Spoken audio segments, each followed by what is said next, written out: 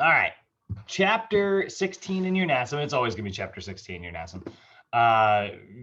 From here forward, we're pretty much only going to be in that chapter of your book pretty consistently for the rest of this course. You'll see there are a couple pages, pages 418 through 420, and that is going to be how to work with youth and senior populations. So, we're basically just taking 2 pages out of your textbook and studying them today. Which is a pretty light workload. So, definitely want you guys to kind of peek in the books today. Make sure you read those. If you're still having trouble with having the right edition, let me know. I can send you a digital copy. I mean, it's in the other textbook as well. It's just not chapter 16. It's not, so I don't know what pages it's on. But if you need me to, I can send you the 4th edition for, reading digitally. Where is it? I thought I had it here on the text. Oh, I probably put it in my Sochi folder. Yeah, there it is. So I can send you this, and you can skip over to page 418.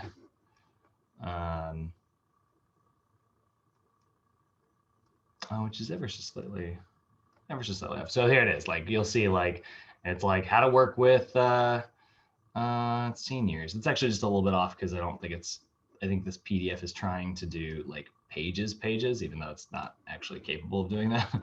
So it is page 418, but it's just slightly off.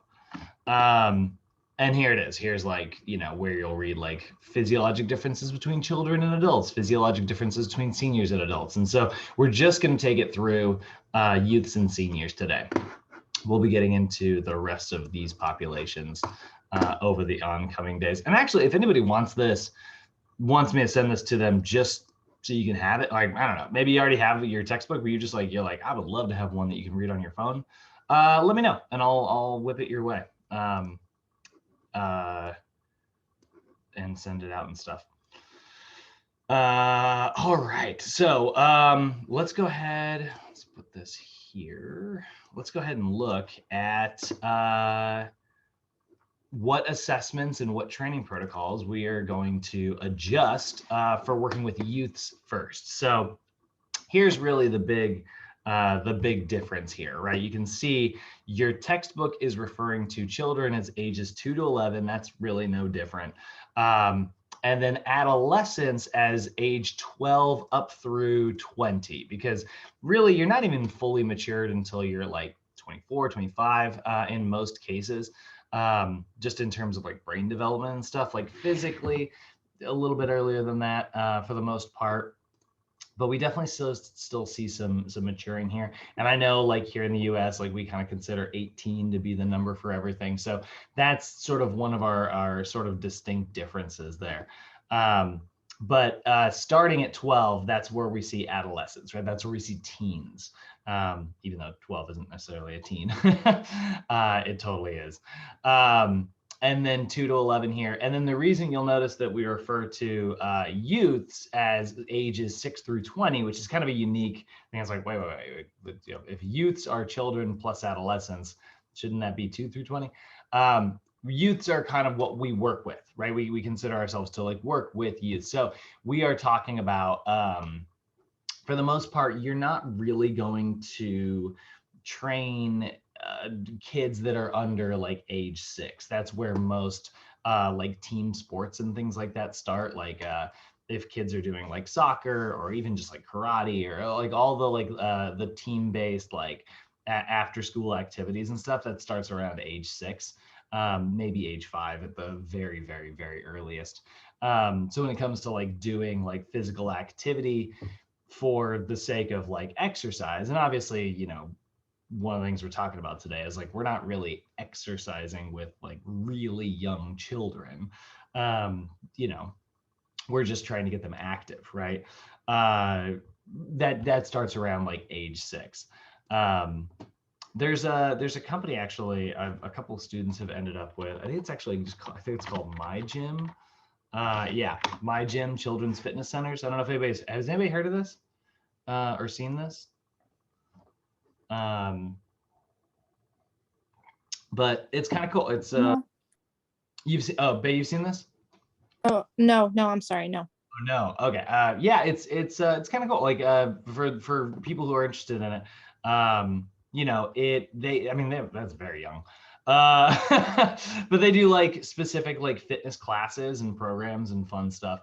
Um, from 6 to 6 weeks, really? Huh. All right. But they're a franchise. They're like what's I referred to them. They're the Orange Theory of kids stuff. So kind of fun, you know. What we're gonna see when it comes to youth programs, right? This is a pretty big part of the fitness industry, actually. You know, like me personally, I'm not much for training children. You know, when it comes to anything under an adolescent, I don't do that well around, just because, like, I don't know, I've never been very great with little kids. Because of all of the like I'm just not very good at like filtering adult talk, you know. Not that I'm like, you know, throwing f-bombs around kids or anything like that. But what I mean is like I'm not very good at like I'm not a very good communicator with children.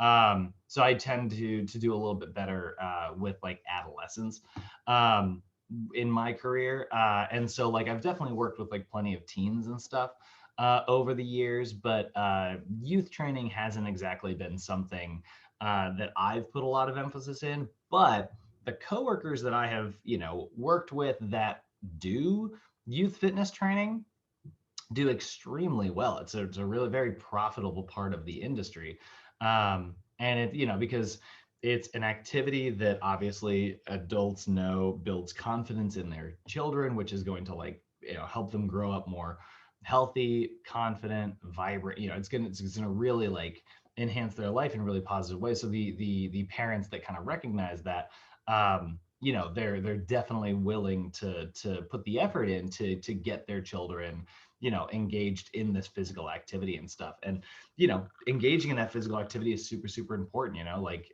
doing the, you know, after school programs and things like that. So if you find yourself, you know, if any of you guys find yourself in like the soccer coaching world someday, or, you know, just an after school, you know, you can call it children's boot camp or something, which is what you'll often hear it referred to as, which I love that term. I always think that that's like, I always picture like a hardcore, like, you know, like in the army style, like with like little kids, and it makes me laugh. It's totally not like that, but it's mostly, you know, like fun fitness games, um, or even like summer programs. I mean, I wish I could remember the name of the company, but out here in LA, like every summer, there are so many.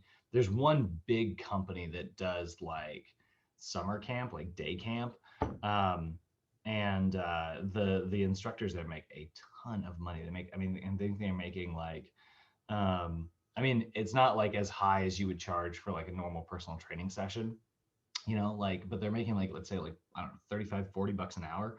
But it's consistent, you know, they're not booking sessions. They're working a 4 or 5 hour shift. So it can be really, really profitable.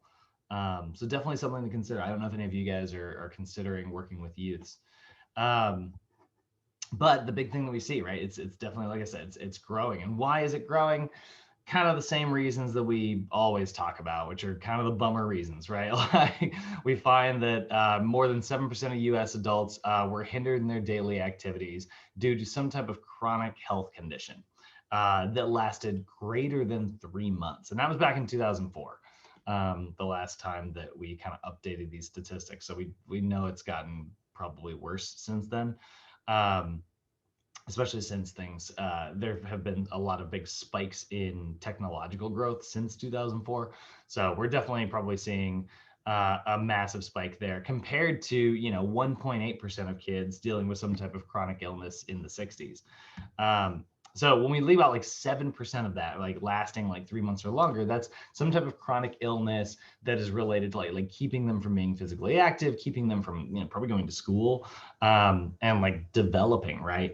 Uh, and it's only 7%. That doesn't sound like a high number, but I mean, that's a pretty substantial thing to consider. And we know that, like, like we've been talking about in other classes, we know that physical activity has very, very positive effect on pretty much every chronic illness out there. And so this is just one of the reasons why we definitely see a need for like youth activity, youth after school programs. If it's personal training, it's personal training, whatever, right? So the current recommendations, and this is the big number you need to know. Current recommendations are that adolescents should get about 60 minutes or more of physical activity per day, with children getting 60 minutes up to several hours of activity per day. So we definitely want to see that we are doing something for at least an hour every single day, right? Some type of after school program, some type of physical activity. That has been shown to have incredibly, incredibly positive effects on our youths, right? Like, so if you've got kids, like, getting them engaged in some type of like team sport or after school sport that they can perform in like regularly is going to be really important, because it's going to help set up like healthy habits. It's funny. I grew up, being pretty active, just because I tend to have kind of an active tend to be a little ADHD, a little over hyper. And so like I tend to be kind of fidgety and active as it is. But I actually wasn't really allowed to do sports. Both of my parents worked. My parents both ran businesses. My dad ran a moving company. My mom ran a pet store. And so I didn't really have a chance to do like after school sports for the most part. So a lot of times, like, I would get out of school and walk down to the pet store. And then I'd work. I worked from like age 12, basically, which is totally child labor, mom and dad. They paid me, there's no joke, $3.50 an hour for years and years and years, until finally like I was like old enough to be able to lift furniture, and then I moved over and started doing that instead. And here's what I'll say: like, when I got, I did cross country and stuff, because that was a sport that like I could just run after work and stuff, and kind of keep up with the rest. And most of those meets were either directly after school or sometimes like late at night. I didn't have to miss much work. But I will say, like, getting into the habit of, I love working out, and I loved it immediately as I went into college. I got really into the idea of like lifting weights, and I was very health focused. I was like, this is fun. This is like a great way to help people. I love this. But sometimes like the habit of doing something daily when it comes to physical activity, I still think there's a small part of my brain, like somewhere back there, that was like developed very early on in like adolescence, where like attaching to the habit of engaging in some type of physical activity every day is still not like 100% a natural thing. You know what I mean? Like everybody in here, who in here is naturally like a morning person? Anybody like just, you're like, sun's up, I'm up? Anybody in here totally like that?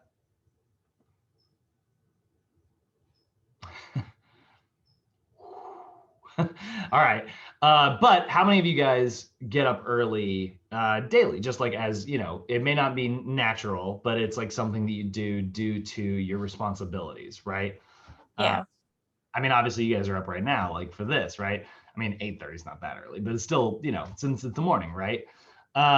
Some people, it's part of their being, right? If we can instill that habit into like youths early on, you get like a craving for physical activity, and that's one thing like I do have, like I do tend to be sort of a somewhat morning person, because I was always getting up early enough that my parents could get me to school in time for them to get to work. So I'd often get dropped off at school like way early. That is something that happened consistently. And so like that is a habit, right? And so it's interesting what is sort of formed at a young age that kind of, I mean, honestly, sticks with you through adulthood. You know, I think there's still things that happened in maybe when I was in middle school that are still having effects. I'm sure you guys are the same way. Little things that are going to affect you. So that's a good thing. That's a good thing to be aware of, because now if you're aware of it, right, you can sort of use that to your advantage and take advantage of it. So we definitely want to get our adolescents active 60 minutes a day so they can crave that physical activity. And obviously it's going to prevent those negative health effects that we're talking about. Children, even more than that, right? And here's the thing, that the reason why I'm saying all this is when we think of training youths, right? Adolescents, children, whatever.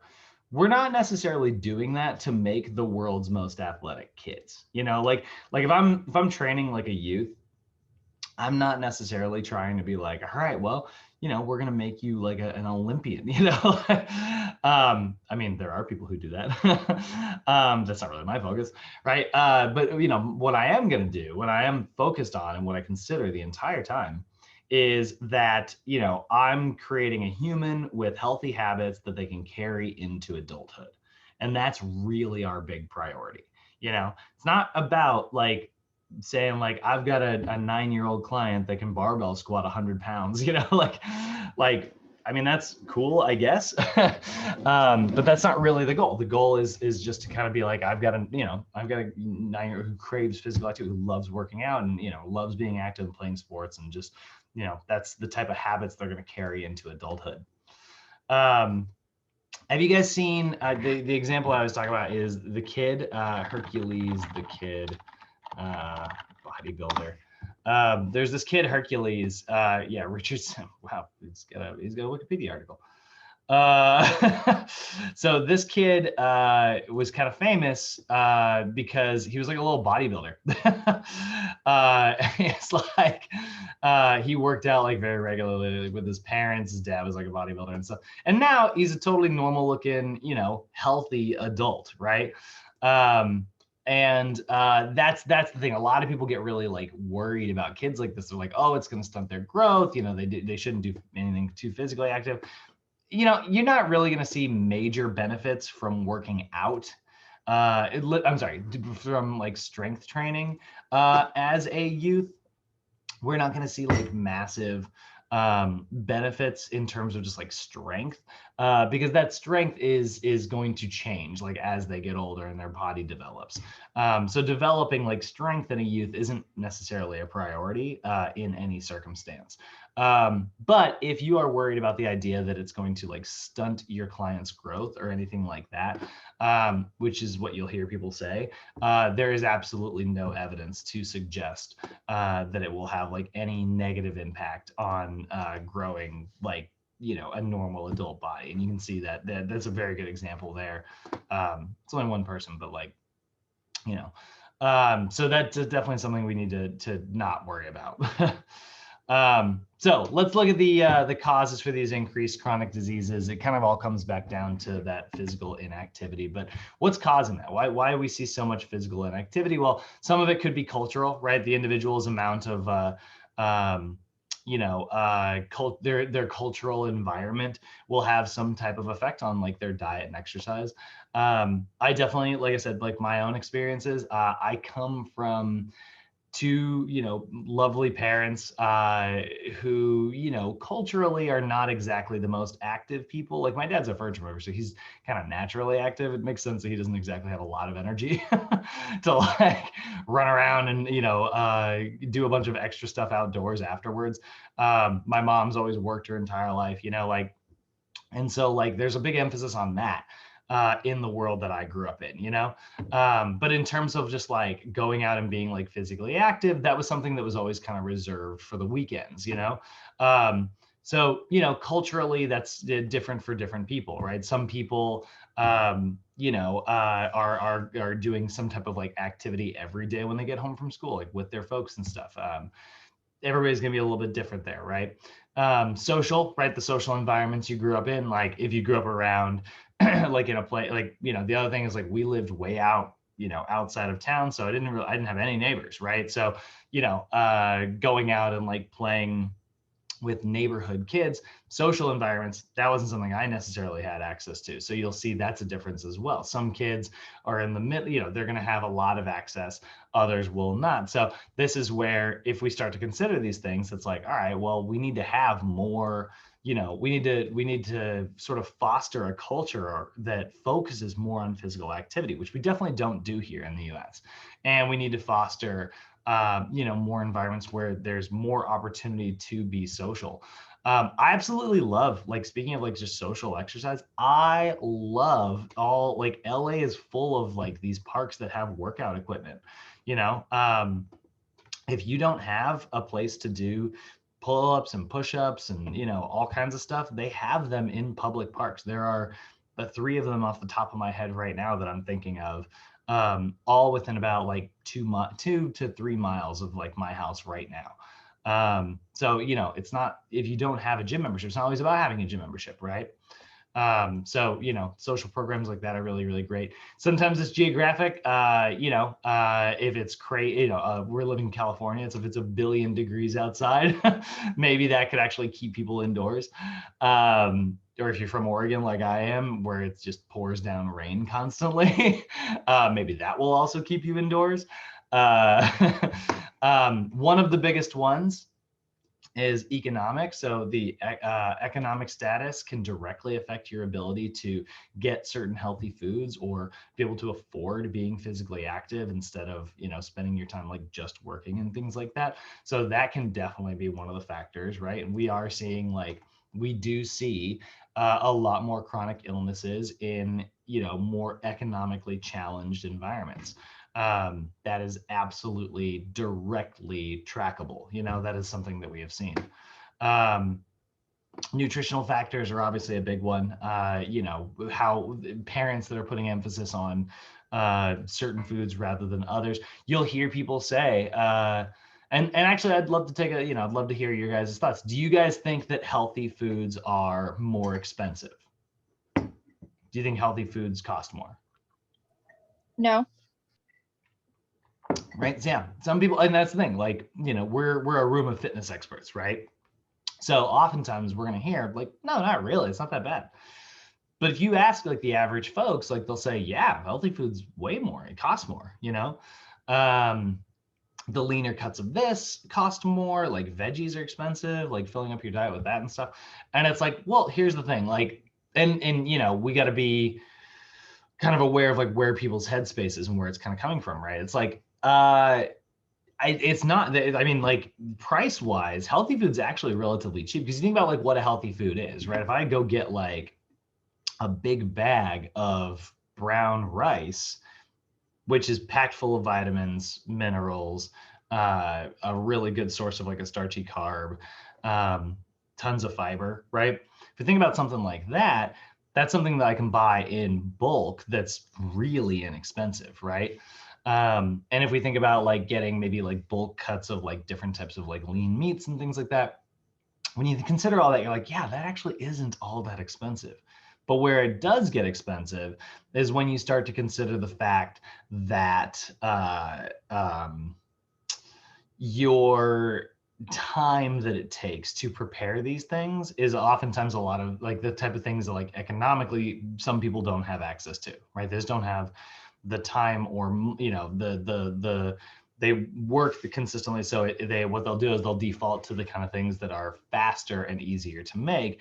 Those are often what are very expensive, because the more processed a food is, you know, the more hands it had to touch on the way to the delivery, right?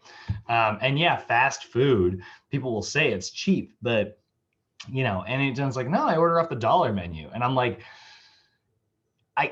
that seems really cheap, because you're saying like it's only $1, but you think about like you spent maybe $6-7 at like a McDonald's or a Jack in the Box or something like that, and like I'm gonna spend $6 or $7 on two and a half, maybe 3 meals when it comes to like, you know, my overall like weekly grocery budget.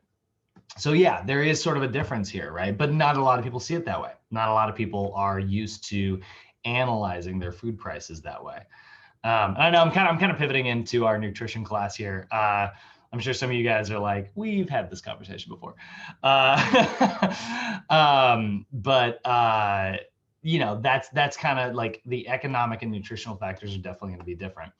And then we should be aware there are certain biologic factors. You know, genetics and family habits are definitely going to play a role in overall health. So we are seeing like genetically, you know, some people are going to struggle with their weight more than others. But big physiologic differences, right? So if we understand like those, if those are the causes, right, now we sort of know how to combat them, right? If I've got, you know, someone who's culturally not used to physical activity, I'm going to continually sort of foster an environment, lead them into, you know, how to adopt those as like healthy habits, right? Socially, I'm going to help my clients develop like a community of other people that are supportive and helpful, right? Geographic, I can't necessarily do anything about the geography of like where I'm living or where I'm training, but I can do something about like saying, all right, well, if you are, you know, working out outside every time, and let's say it's like raining one day, we need to have a backup plan, right? And that backup plan is to do this type of thing, maybe in the house, right? If it's economic, I'm definitely going to address that as best I can through helping my client understand, like, you know, inexpensive options of activity and nutrition. We're going to continue. Obviously, we're having a huge impact on nutritional factors, like as personal trainers, right?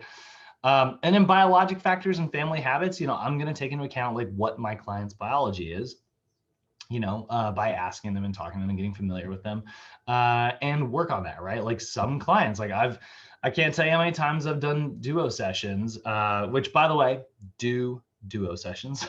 Just a general advice here, guys. They're some of the most profitable types of sessions that you can do as a trainer. It is a terrific way to make a very good living.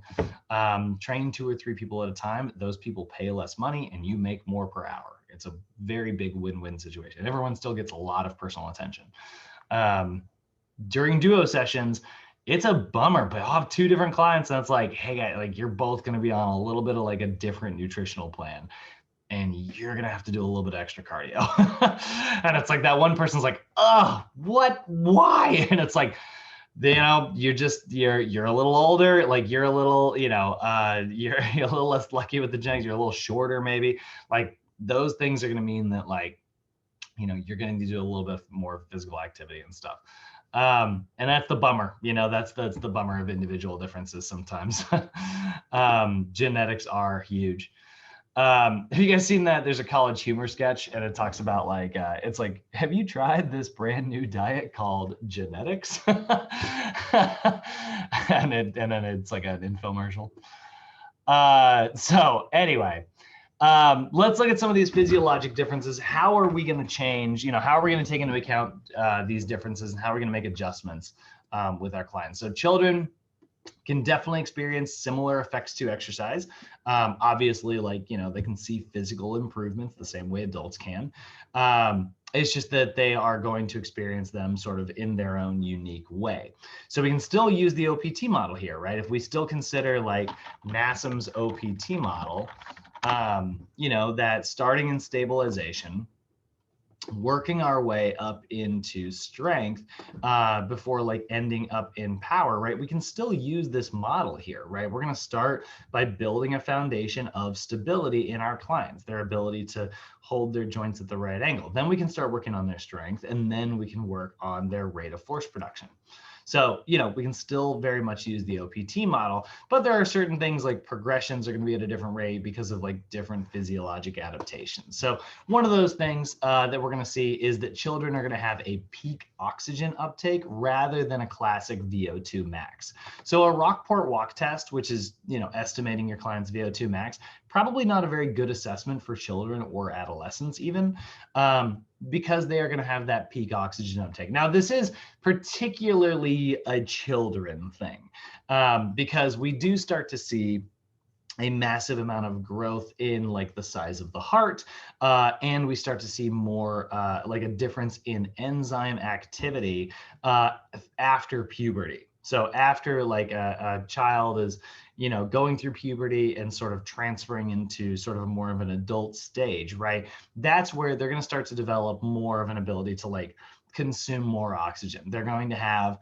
a greater amount of like cellular volume. They're going to have a larger heart. They're going to have more enzymes that allow them to kind of produce energy in the same way that like an adult does. But for children, they don't have that. So a lot of times what happens is a child will get to a certain amount of out of breath, and they're going to be pretty linear compared with most of the children around them. Like every child, just kind of by default, sort of has the same cardiovascular ability as really all the other ones in their age group for the most part. I mean, obviously, more active kids are going to be a little bit better at that, but that's still like eventually there's kind of a peak there.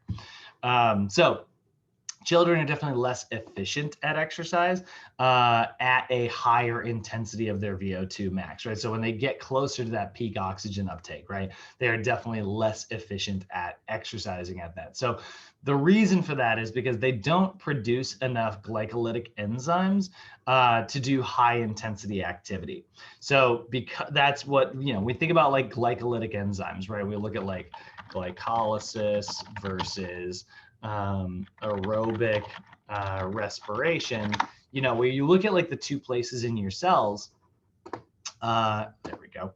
When we look at like the two places in our cells where we're producing energy, right? Like now this is, this is kind of like, just here's the cell over here, right? And then here's the fluid portion, that's your cytosol. That's where glycolysis is taking place. It's happening in all this, fluid just kind of passively within the cell. But aerobic respiration, that takes place in the mitochondria. Glycolysis takes a lot of enzymes in order to produce energy in here. And we need a lot of like cellular volume.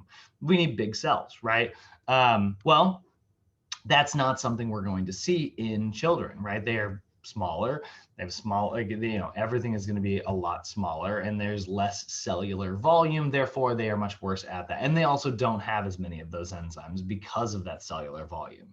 So how do kids produce energy? Well, they tend to go straight to their aerobic system. They tend to produce most of their energy here in the mitochondria. And this is really where a lot of that energy production comes from. So if we know that, then that's the type of stress we're going to mostly apply to kids, right? We're not going to give them a lot of anaerobic exercise. We're not going to give them a lot of sprints. We're not going to give them a lot of like heavy lifting. We're going to focus on lighter lifting, and we're going to focus on longer duration, lower intensity, because that's how it works, right? As intensity goes up, the less aerobic I am becoming, right? Think about like, would you consider doing 5 really heavy deadlifts cardio? No, right? That's not cardio, but it's super intense. It's hard, right? So you're definitely like producing energy, but that's an anaerobic without oxygen environment versus like doing cardio. You're doing, think about how many steps it takes to do, to run a mile, right? You're doing thousands of low intensity repetitions. And so there's definitely a big difference here, right? Youths are less efficient at heavy exercise at a maximum intensity, and they are more efficient at a lower intensity for longer duration. So that's what's big here. Now, one of the other things that we're going to see is that children will develop strength. They will develop bone density, but they will rarely develop muscle mass. We're really not going to see a growth in, we're not going to see a lot of hypertrophic growth. So when we go back to that OPT model, that gives us, that's kind of a reason why we really probably shouldn't spend too much time in this phase 3 hypertrophy section, right? Where we're trying to really just like develop muscular size. That's not really what we are primarily focusing on with kids, because they don't have a capacity to really grow in that way. Might they experience some hypertrophy? Sure. Yeah, maybe, and that's cool, but it's definitely not something we should spend our time on, and then we also, like I said, we don't see, children don't produce enough glycolytic enzymes for high intensity. We kind of already talked about that. And so, there's definitely a benefit to doing all of this, right? We see a lower injury risk. That's going to be huge. Children, like I said, they're going to develop strength and they're going to develop bone density by being more physically active. That strength and that bone density is going to translate to, less injuries, less ankle sprains, less muscular strains, things like that. Until we get to certain high school sports, particularly high school football. I have a real problem with like high school football. I love football. I think it's a super fun sport to watch. I have a lot of hang-ups and problems with the way high school football is performed. The environment that it's taught in is meant to be maximum intensity pretty much all the time, which is often what leads to like injuries and stuff, because there's not enough emphasis put on developing a healthy foundation that's going to keep people healthy, and you see a little bit less of that in some other sports, but it makes sense when you consider like you've got a teenager that is simply trying to work as absolutely hard as they can, because the most important thing to them in their life currently is that sport. And so it's like, well, I'm going to sacrifice my body in order to win this thing that I care about, and it's like, that body is something you should care about because you are going to have it for a lot more decades. But that's not sort of where we see that emphasis.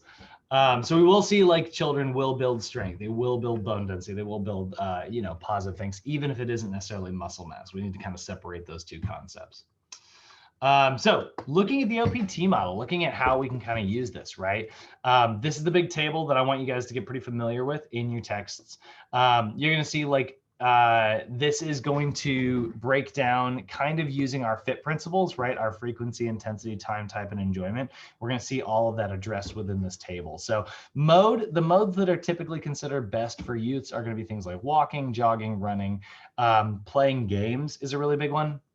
We're just like playing, doing specific activities. Sports are huge.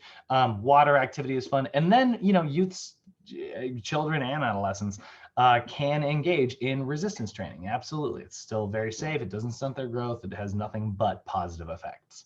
Although it does tend to be, a lot of like children are just not into it. It's not very engaging to them. You're going to do much better like working exercise into an activity or game. Our frequency here is going to be 5 to 7 days per week. Obviously, again, we want to see 60 minutes per day, bare minimum.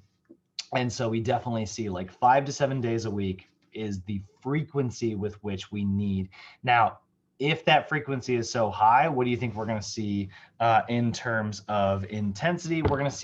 We see moderate to vigorous cardio respiratory intensity, right? So that is, that seems moderate to vigorous, right? But if you look down here at the resistance training, you'll notice we are working 40 to 70% 1 rep max. That's actually pretty low. We can go, that 70 to 100% of your 1 rep max. That's where we're working on that anaerobic strength.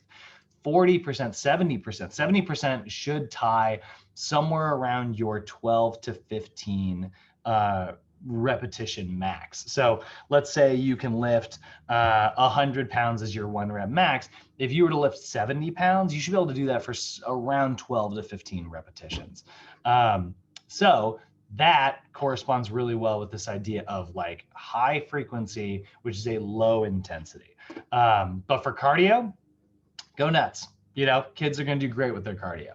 They're going to recover really quickly. They're great at aerobic metabolism. So because of that, yeah, go crazy. Go, 60 minutes a day, go for a run, and then we see duration, right? 60 minutes per day is what we're going to focus on. Now, in terms of movement assessments, the priority movement assessments that we're going to spend a lot of time focusing on are the overhead squat. That's going to be a big one. We're going to pretty much see that in most of our clients. With our seniors today, we'll see that we do like the sit to stand assessment, which is basically the overhead squat into a chair. But this is going to tell you, this is going to put stress on the entire kinetic chain so that we can see any movement compensations. There's also the 10 push-up assessment. This is a great way to assess just their base strength. Can they do 10? Can they not? You know, can they do it with good form? There's also just the straight up like right angle push-up assessment, which is you do a push-up every 2 seconds, as many as you can.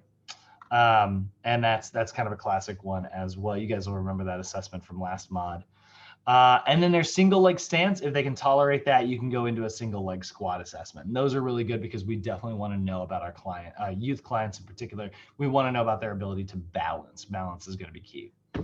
For the flexibility continuum, you're going to follow your typical like phase of training. Now, I will say for flexibility, you will mostly spend your time either doing static stretches or dynamic stretches. We don't spend a lot of time doing active isolated stretches, you know, those pause, pause, repeat stretches, because that kind of relies on, you know, the muscle that is antagonistic to the muscle that you are stretching.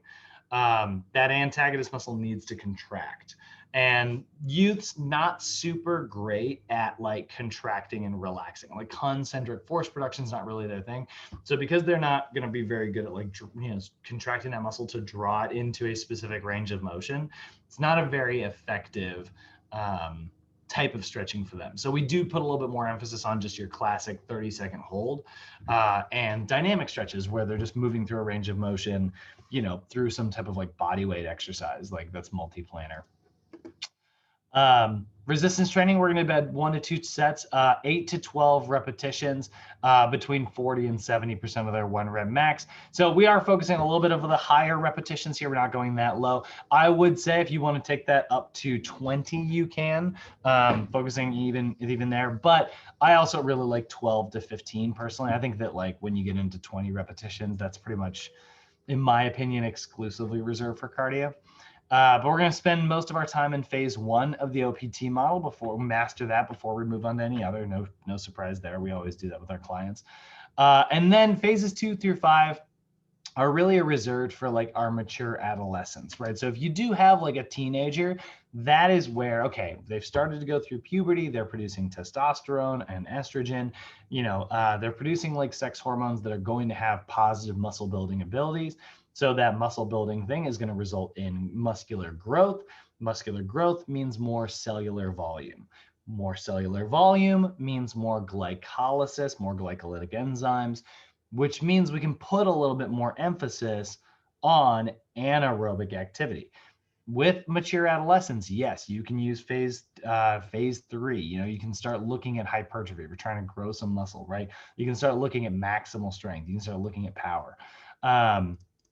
That's where we're going to see that, but generally not with children, right?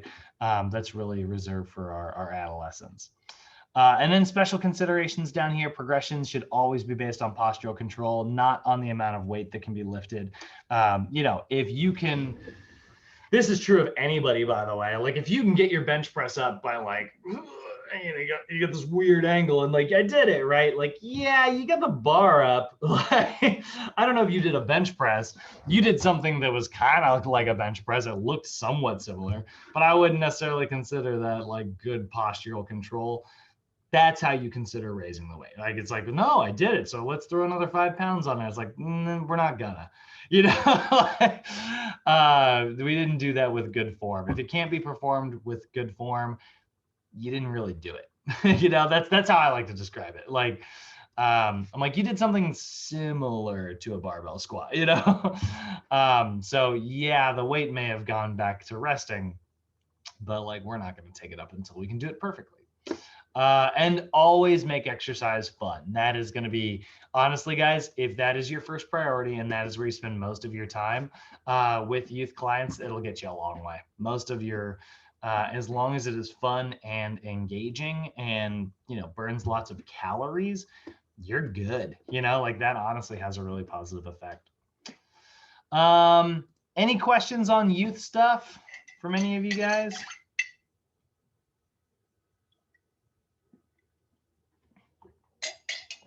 Comments, clarification, everybody feeling good? Yeah, good. All righty. Let's move into the complete opposite side of the spectrum. Let's take a look at seniors. So Oh shoot, and then we'll see, like, we're going to utilize SOAP notes. This is from old Sochi. This is we used to take a break right here and we would write out a SOAP note. I'm going to do it at the end instead. All right, let's take a look at seniors here, right? So estimated that about 1/5 of the population is going to be 65 or older by the middle of the century. I mean, we just had a census. I don't think they actually counted it because the census got super screwed up. But let's see here, census, US Census, what percentage population over 65? About 16% in 2019. Okay, so we're still not quite there. So we're saying, this is our percentage of the population that is over 65, right? That percentage is going to go up, right? Because you think about it, advances in modern technology, advances in modern medicine are allowing us to live longer.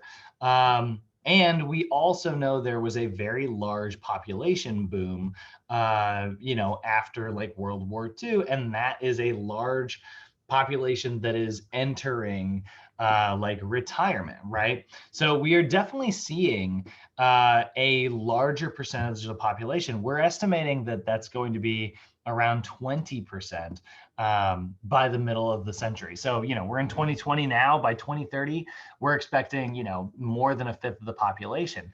And so we see a very large percentage of population being seniors. And we know that as a senior, we need to be physically active in order to keep moving. There's a lot of physiologic differences here that we need to consider, and we want to make sure that we are around as long as possible. So we need to know like what some of those physiologic differences are.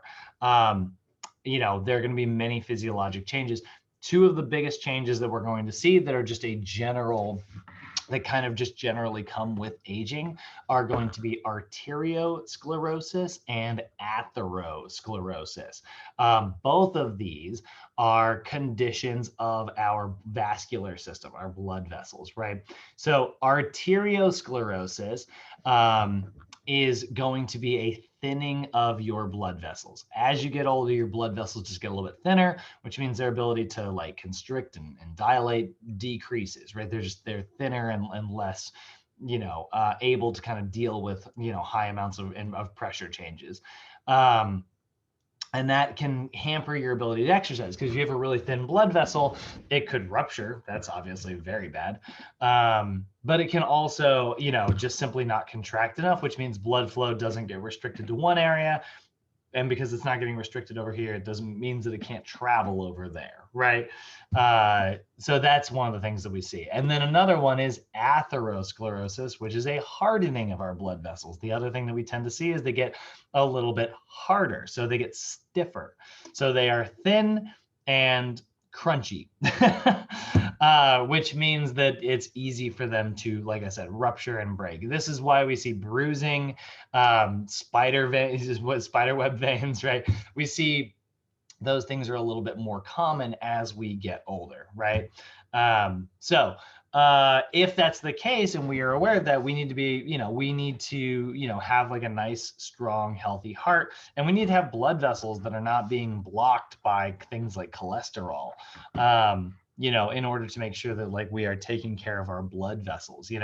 It's funny, we spend a lot of time working on bicep curls and tricep extensions and crunches and sit-ups and stuff, trying to carve out our vanity muscles, but we don't exactly spend a lot of time keeping our blood vessels healthy. You're not really showing that off at the beach. So some normal physiologic changes that are associated with like, as getting older, we do see a lower maximal heart rate. Your heart rate max, this is why we use the 220 minus your age formula, right? So 220 minus 33, right? My max heart rate is going to be around 187. 220, let's say you're 21 years old. That means your max heart rate's around 199. Those are different, That means that your heart rate can work at sort of a higher level in terms of like how many beats per minute while still being in a healthy, safe range. So they're going to have a lower maximal heart rate, which means that like the numbers you're dealing with cardiovascular wise are going to be a little gentler, going to be a little bit lower. We're also going to see cardiac output. That's another one that is going to be lower. Remember, cardiac output is the overall performance of your heart. It is how much blood you are pumping per minute. We see that decrease as we get older. The heart slows down. It doesn't beat as often, but then also the heart doesn't contract as hard, which means it's not ejecting as much blood per beat. So both of those things are going to lower that cardiac output. As we get older, we are also going to see a decrease in muscle mass because we start to shift from type 2 fibers to more of a type 1 fiber situation. So because of that, we see a little bit less force production, a little bit less power. But muscles that are putting a little bit more emphasis on that endurance type, right? Those endurance fibers are going to last a lot longer in our seniors, which means, again, we're going to put a lot of emphasis on high repetition, endurance style, low intensity training if we are working with seniors.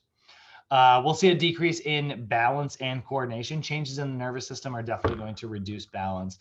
They're definitely going to reduce coordination. We'll look more at this, in the next course when we get into our senior program design class. But balance training is absolutely key with our senior clients. A decreased connective tissue elasticity, your tendons, your ligaments, they get stiffer as we get older, which is where we see a decrease in flexibility, a decrease in range of motion. That's definitely something we need to be aware of as well. And then a decrease in bone mineral density. As we get older, our bones tend to, your osteoclasts, which are your bone breaker downs, they tend to get a little bit more active. And your osteoblasts, which are your bone makers, they tend to get a little bit less active. So we will see decreases in that as we get older. So when we're looking at that and it comes to based on all that information, we see more type 1 fibers, so we're going to put more emphasis on endurance. We see less elasticity, which means we're going to put a lot of emphasis on mobility because we're going to try to maintain that elasticity. And we're going to see a decrease in bone mineral density, which means we do actually need to lift weights at a somewhat high intensity in order to get those get that bone density developed, right? We need to put a little bit of emphasis on strength training because that's going to make sure, particularly weight bearing exercise, because that's what's going to keep your osteoblast going. Man, I need to keep this bone tissue around. I need to I need to repair this stuff, and we're using it, right? That's the thing to remember, right? If you don't use it, you lose it. So one of the most important activities, right? One of the biggest things that we're going to really focus on is maintaining the ability to simply walk. And I know that sounds overly simple and it sounds like it's not, when you think of personal training, you think of like burpees and backflips and, pull-ups and really hard stuff. But just walking is absolutely huge. That is a big priority for most of our senior clients. So just keeping their ability to stay upright and walk is absolutely huge because we don't want a client who gets trapped in their house because they are, it's not safe for them to walk around, right? When that happens, we see health decrease rapidly. So walking is huge. Preventing falls is huge. So again, we come back to it. Balance training is absolutely important. Preventing falls is a really big health issue, especially we know that like lower bone density, falls become a little bit more serious. They start to they result in more fractures. We just want to make sure that our client is comfortable while they are exercising, right? We don't want to create an intimidating environment. We want to create an inviting one, right? We want to make sure that our senior clients are like, yeah, I'm stoked to do this, right? I feel comfortable. I'm having a good time every day. And one of our biggest priorities, we want to utilize weight-bearing exercise. For the most part, we want to use gravity as our primary type of resistance. That's what's going to be recommended. Rather than, putting a lot of emphasis on non-weight bearing activities like cycling or swimming. or even resistance bands. Now, I'm not saying you can't use those with your senior clients. I mean, senior clients love, aqua aerobics. Those things are great, but they are not weight bearing. So as good as aqua aerobics are for enhancing the cardiovascular system, because like, obviously there's, burns a lot of calories being in the water and stuff, gets the heart rate up and stuff. Big fan. That's great for cardio, but if your priority is to maintain bone density, we do want to put a little bit more emphasis on weight-bearing activity, things like dumbbells, barbells, using gravity as a resistance. When we're looking at this, right, the mode that we are primarily going to focus on, you will see we will put stationary and recumbent cycling and aqua aerobics. Like I said, those things are great because one of our other priorities is maintaining that cardiovascular system. So we do like these types of exercise. If they can handle it, we'd also really like the treadmill with like, always ensuring that we have some type of like handrail support. The treadmill is how we are going to maintain that ability to walk. And walking heel to toe is also a really big part of maintaining that walking into the extensive like older years, right? We definitely want to make sure that we are walking heel to toe rather than doing that kind of old person shuffle that you sometimes see where they're dragging their feet. The reason they do that is because they have limited balance. So they're not comfortable lifting one foot up way high off the ground and then balancing as they transition from left to right foot. That balance can be very intimidating. So instead they start to do like the shuffle. So how do we get our clients like walking? Sometimes it's not about walking. Sometimes it's about developing their balance. And then that will naturally result in a greater ability to walk. So again, we're back to balance, and balance is huge. Frequency about 3 to 5 days per week, moderate intensity, or we can do 3 days per week, vigorous intensity. Both of those are really good options, depending on like, what your client is capable of. I like more consistency. I love like going 5 days a week, like low intensity. But if your client needs to get, more work done in less time, the, vigorous intensity can work. Intensity about 40 to 85% of your VO2 max. So that's going to be pretty much anywhere from zone 1 up to the top of zone 2. We're really not going to enter into zone 3 for the most part with our senior clients, just because that really is for developing like peak aerobic, which is generally not the emphasis that most seniors are looking for. Duration, about 30 to 60 minutes per day, especially if you're doing 3 to 5 days per week. If they can't handle that though, you can break it down into 8 to 10 minute, like little short bouts of activity. Maybe your client does something in the morning, in the afternoon, and at night, rather than just going for a full 30 minutes. If they don't have the endurance to get through like a full training session, then coaching becomes a better option, right? It's like, okay, we're going to meet once a week. And we're going to kind of guide you through like little pieces of homework. It's like in the morning, I want you doing this. In the afternoon, I want you doing this.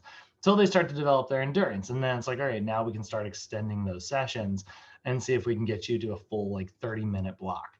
This is why in our SOAP note we built yesterday, we did like 3 walks per week. And then on the weekends, they were trying to push their endurance. They were trying to go for like a maximal duration situation. Movement assessments, we really like the overhead squat. Again, if they cannot do the overhead squat, they're going to do the sit to stand assessment, which is sitting and standing into a chair. And you're going to look to see, do their knees cave in as they're getting up? Do they excessively lean as they're getting up, right? They just have a little bit of support there if they can't squat nice and low. And then we really like a cable pushing and a cable pulling assessment. Both those are really good because upper body dysfunction and forward head posture are so common in our senior clients. I mean, how many times have you heard like of a senior that is a couple inches shorter now than they used to be, right? That's due to a decrease in bone density, but that's also due to an increase in that kyphotic upper back curve, right? And then the single leg balance assessment, assess their balance. How long can they stand on one leg? Can they, accept their weight onto one leg without shifting too much, right?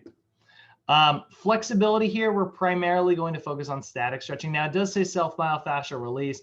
We're going to see down here, if your client cannot tolerate self-myofascial release, or if they cannot tolerate static stretches due to the prolonged nature of those things, if that causes like discomfort, then you can perform slow, rhythmic, active, isolated stretches. So you can kind of get into that active, isolated method. You're just going to be very, very gentle about it. So 1 to 2 second holds, right? But generally, we like static stretches because static stretches are the best way to improve mobility, and mobility is going to be key. Resistance training, we're going to go 1 to 3 sets, 8 to 20 repetitions. Really no surprise there. But we're going to go 40 to about 80% of their 1 rep max. If they're doing 20 reps, they're definitely not going to be lifting at 80% of their 1 rep max. But we're keeping it low. We're not going up to like 85. We're not going up to 100% of their 1 rep max. You can, for the record. But like generally 99% of your senior clients are really not doing that super heavy maximal intensity stuff. We're primarily going to spend our time on focus on phase 1, that stabilization level, because again, we do want to develop a foundation of stability. And then, we can move through pretty much any phase of the OPT after that if they have like, if their physician says it's okay, if you can be a little bit more heavier with the strength training. We do like, the strength level. We do like, hypertrophy, and we like power too in our senior clients if that's something they're going for. Like how many of your senior clients are like, hey man, I still want to, I'm trying to improve my golf game, or how many of those guys, those senior guys on the pick up basketball court, we call those master athletes, by the way, which is a term we'll see next class. So that's what I want to be when I'm older. I want to be that 90-year-old guy on the ultimate field running up and down playing Frisbee. So there are places where you can do power, but you got to make sure that you are building a foundation first. So progression should be slow. It should be well monitored. It should be based on postural control. We're going to see this always. I mean, like this consideration is not special. Like it's listed in a special kind. It's like you should only ever consider postural control, the thing that moves up your body, your weight of your exercise. It should be progressed, if possible, towards free sitting or free standing. So you are going to start most of your clients in a seated position where they are nice and stable. Then they get up to a free sitting position. They're using back support at first, and then eventually no back support, right? Then eventually standing. Then eventually standing on one leg if you can handle it. Make sure your senior clients are breathing in a normal manner. Do not do that Valsalva maneuver, right? For those of you who don't know, the Valsalva maneuver is where, let's say I'm doing like a barbell squat, I would take a big deep breath in, and then I would squat down, and then as I come up, I would go and exhale through like pursed lips. That raises blood pressure. And we know with atherosclerosis and arteriosclerosis, that can cause blood vessel damage. Definitely not something we want to do. So you are going to encourage that your senior clients are always breathing normally. Inhale eccentrically, exhale concentrically, right? Exhale, inhale, right? Exhale concentrically, inhale eccentrically. That is going to ensure that your client is breathing in a normal manner. And again, if they can't tolerate SMR due to bruising or if it feels achy, right, slow rhythmic stretches or simply just doing static stretches by themselves can still be very effective.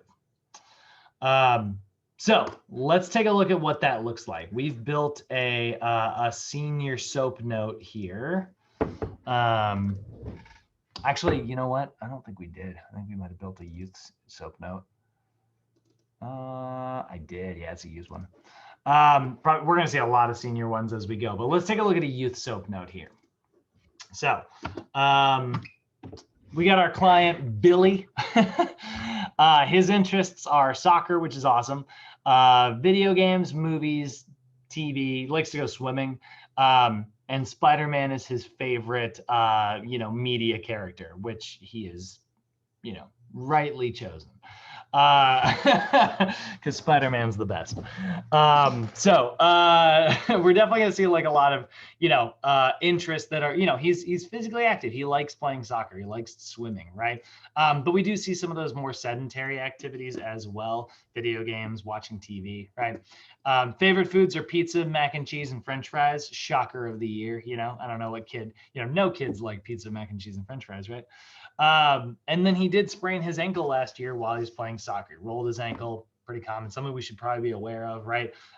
Let's make sure that we, bulletproof that kid's ankle. Let's get him nice and active, he's young, so he's got the ability to really, improve here.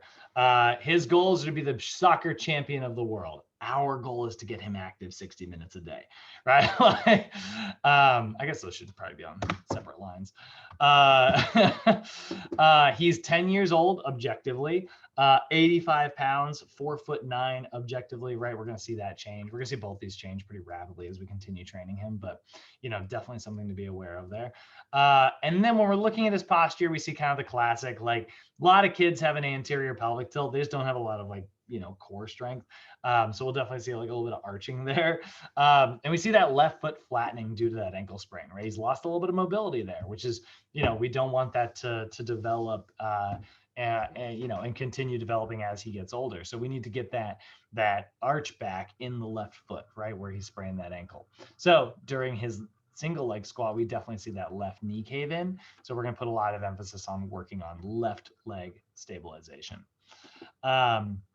We had him do a 1/4 mile run in terms of our endurance assessment. So rather than doing a 3-minute step test or a Rockport walk test or a VT test, right, we got him doing a 1/4 mile run. And it's not about like how well his heart performed. It's just about like how fast he can run it. So he ran in about 3 minutes and 28 seconds. We're going to look to see if we can improve that over the next few weeks. And on his push-up assessment, he can do 8 push-ups uninterrupted, which is not bad for a kid. Let's see if we can improve it, right? So our assessments that we're going to put a little bit of emphasis on are the overhead squat assessment. We're going to continue doing that one to continue keeping an eye on his posture and look for improvements. We're going to perform the 10 push-up assessment, and then eventually that will probably become the right angle push-up assessment. So rather than just seeing if we can get to 10, eventually we'll get to a place where it's like, how many push-ups can you do? Single leg balance and single leg squat, I would say, are both going to be really big ones there.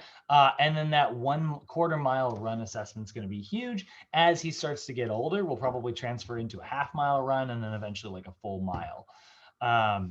So in terms of our plan, if we are looking at like what's our plan for cardio, what's our plan for resistance training, what's our plan for mobility, and then we would also probably have like what's our plan nutritionally.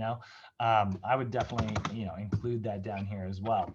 But if we're just primarily looking at the stuff that's in your table, the tables in your textbook, they really don't address too much of the nutrition stuff, but there's no reason you can't in your plan, guys, put nutrition. So for cardio, our plan is before every game, before every session, doesn't matter, we are always going to do a quick little 5-minute run, doing a ladder for 5 minutes, right? I really love just getting my youth clients like nice and active, get them nice and warmed up, do a couple laps, right? Take a lap around the field. Play a little cardio game, something like that. Just something that's going to get them like nice and active and warm. That's going to reduce their injury risk. It's also going to kind of zone them in for exercise, which is super important because kids are scattered, right? And then we're going to play soccer 3 times a week. That's a great way to get plenty of cardio. So 3 days a week of soccer, great way to burn a lot of calories, great way to be very, very, very active. In terms of resistance training, we're going to train with a trainer once per week, but then there's going to be doing strength training twice per week. We're going to focus 1 to 2 sets, 8 to 12 repetitions. So that's going to be, relatively heavy for a youth version, at least, probably putting a little more emphasis towards the 12. And we're going to focus on body weight exercises. So things like body weight squats, walking lunges, push-ups, right? Maybe inverted pulls, because pull-ups are, pretty challenging. Or if they can do pull-ups, like let's do it. Let's work our kid up to a pull-up, body weight exercises, calisthenics, right? Those are going to be really, really effective. We're probably going to perform those circuit style. rather than, just making them more challenging by making them heavier, right? We do the circuit style because that puts a little bit more emphasis on that cardiorespiratory system. That's going to help improve his soccer, and it's going to help, target the part of his metabolism that really does work the most, right? Again, youths, we want to put more emphasis on aerobic activity rather than anaerobic activity. So then we are going to spend all of our time picking exercises from the stabilization level. We're not going to be picking a lot of strength movements in the beginning. Eventually, right, we are going to, when we, change our SOAP notes here, right, we'll work into the strength level. Absolutely. Start getting some dumbbells in there, start getting some barbells in there, some kettlebells, some fun stuff. But for now, we are just focusing on stabilization, body weight exercises. We're going to pick every session 3 to 5 foam rolling techniques and static stretches. And we are putting a lot of emphasis on the calves, right? The gastrocnemius and soleus, the hamstrings and the quadriceps, because we want to make sure that we maintain that hip mobility, right? So probably a lot of that type of movement. I would say other ones would be like spinal flexibility. I'd definitely focus on like transverse and cat-cow movements as well. But we're definitely going to go for that integrated sort of total body mobility. If we can maintain that at a young age, we're going to be able to, carry those habits as we start to get into adolescence and into adulthood, which is exactly what we're looking for. So this is sort of our example SOAP note worksheet. So we want to start getting pretty familiar with these, guys, how to kind of build this SOAP technique. When we get to Sochi, let's see, today is day 3, 4, 5, 6, 7, 8. Next week, so on Tuesday the 27th, we're going to be meeting in person. What we'll do when we all get together is we're all going to sit down and I will give you sort of a fake client with a little bit of information. And then your job is, like an assessment form that's kind of filled out. And then your job will be to translate that information into a SOAP note and sort of fill that out and move all your assessment information and whip up a plan. And then we'll go to the gym and actually incorporate that. So it'll be kind of fun. It'll be sort of a unique approach. So you guys will get to write your, physical programs and stuff before, actually going to the gym and doing them. Really fun activity, super, super fun. It's also like a great chance for you guys to kind of get your feet wet when it comes to like hands-on training each other. So, yeah, any questions today, guys? How we all feeling? Kenny, Isaiah, Andres, Bay, you guys feeling good? Great. Love it. Are you guys excited to do SOAP notes in real life? They can be a little weird the first time, but they're fun. Well, that's about all I got for you guys today. Please open up your textbooks and crack out that page 418 through 420. Knock those out so that you can make sure that we revisit this information by reading it after going. And by the way, don't do it like right away. Go take a little mental break, right? Maybe go get your workout in right now. Come back.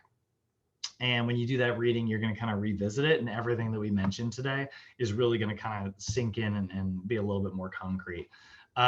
This is not a huge portion of your test, by the way. Like if you look at the NASM exam blueprint,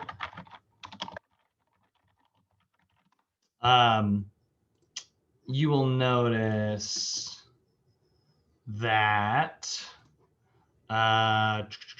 special populations, I think, is in domain 4.